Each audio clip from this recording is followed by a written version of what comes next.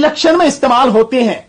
एक controlling unit, जिसमें vote गिनी जाती है, जिसमें वोट जाति बताई जाती है इलेक्ट्रॉनिक तरीके से कि इसमें वोट जा रही है, उसी से गिनी जाती है। वो आपको नहीं दिखती, आपको नहीं पता उसमें गई भी है, नहीं भी गई है, दर्ज हुई है, नहीं हुई है, आप ही को गई है, आप ही कैंडिडेट को गई, आपकी पार्टी को गई या किसी और को गई है, कुछ नहीं पता, सब अंधेरा में।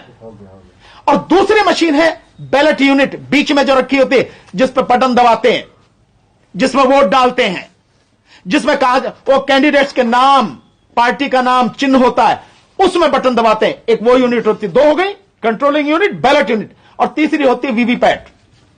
वीवीपैट मशीन में 7 सेकंड के लिए 7 सेकंड के लिए पर्ची दिखती है, और वो 7 सेकंड में, और वो शीशा भी इतना ट्रांसपेरेंट नहीं है, बिल्कुल व्हाइट होना चाहिए जो बिल्कुल क्लियर दिखे।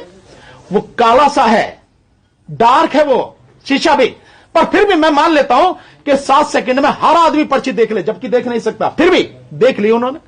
पर पर्ची आपको तो नहीं मिलती, पर्ची तो उसी डिब्बे में गिर जाती है, और उस डिब्बे में गिरने के बाद उन पर्चियों की गिनती नहीं होती। अब मैं आपसे पूछता हूं, साधारण व्यक्ति से भी मैं ये बात पूछता हूं, वोट कौन सी है?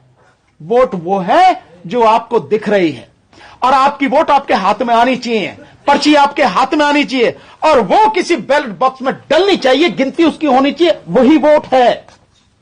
उसकी गिनती नहीं होती, उसकी गिनती होती है कंट्रोल यूनिट जिसकी पता ही नहीं है।